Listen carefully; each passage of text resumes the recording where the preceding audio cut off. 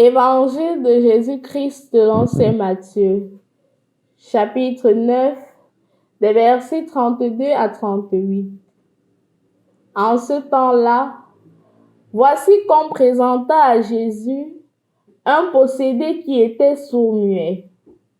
Lorsque le démon eut été expulsé, le sourd-muet se mit à parler. Les foules furent dans l'admiration et elles disaient: jamais rien de pareil ne s'est vu en Israël. Mais les pharisiens disaient: c'est par le chef des démons qu'il expulse les démons. Jésus parcourait toute la ville et tous les villages, enseignant dans leurs synagogues, proclamant l'évangile du royaume et guérissant toute maladie et toute infirmité. Voyant la foule, Jésus fut saisi de compassion envers elle, parce qu'elle était désemparée et abattue, comme des brebis sans berger. Il dit alors à ses disciples: la moisson est abondante, mais les ouvriers sont peu nombreux.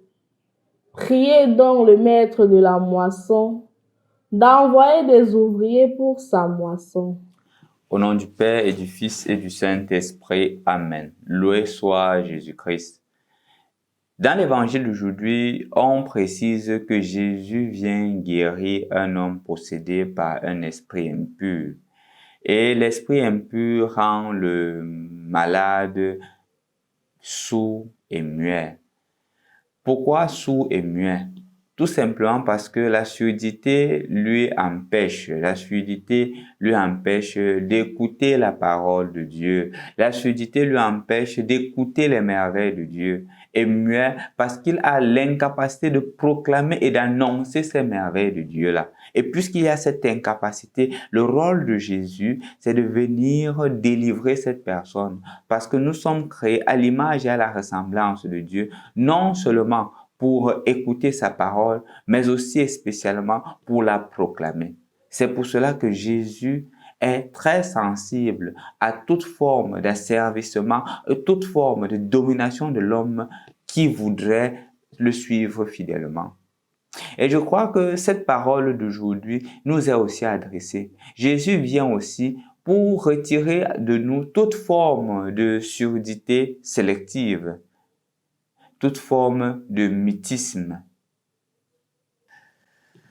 En effet, chers frères et sœurs dans le Christ, l'évangile d'aujourd'hui tombe à pic par rapport aux situations de la société, par rapport aux injustices qui sont vécues dans notre société et qu'il y a de plus en plus de personnes qui ne prêtent pas l'oreille à ces souffrances-là. Quand il y a des injustices qui sont vécues à l'égard des pauvres, à l'égard des faibles, il n'y a pas de réaction. Mais quand il y a des injustices qui touchent les intérêts de certaines personnes, il y a beaucoup de paroles qui sortent. Quand il y a des injustices qui sont décriées par certaines personnes, on n'est pas attentif.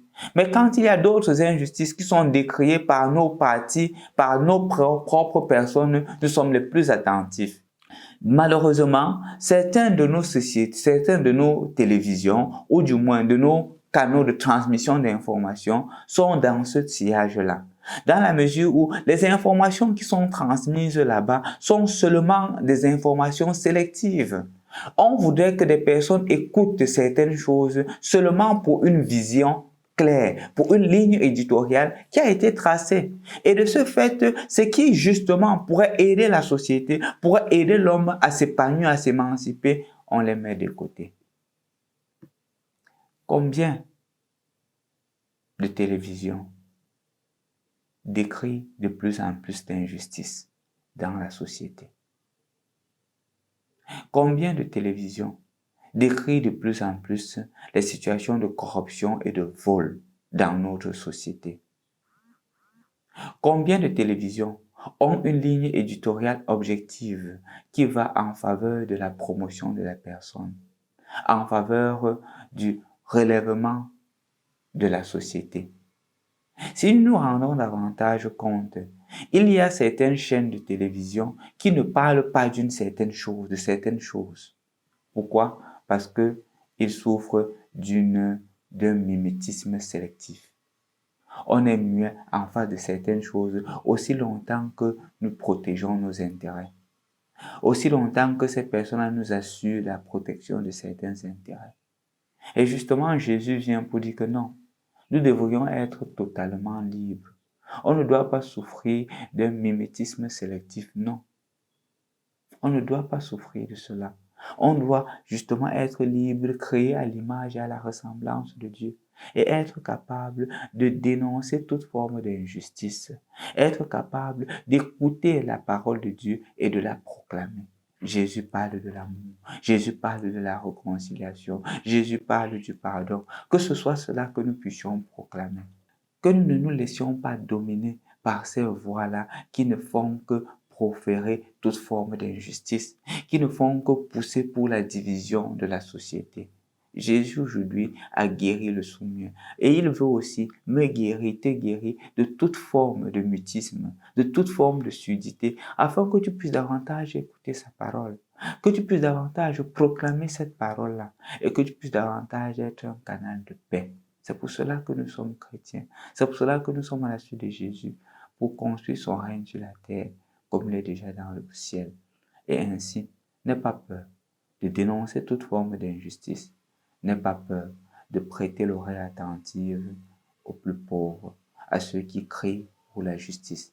Et ainsi, tu verras que petit à petit, tu seras comme Jésus, capable de chasser les démons qui minent la société, les démons qui prêtent l'oreille attentive à ce qui est contre-valeur et ferment l'oreille aux valeurs qui sont prônées par le Christ, qui sont prônées par l'Évangile, qui sont prônées par la loi de la nature.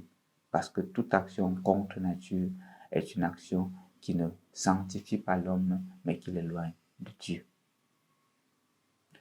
Au nom du Père et du Fils et du Saint-Esprit. Amen.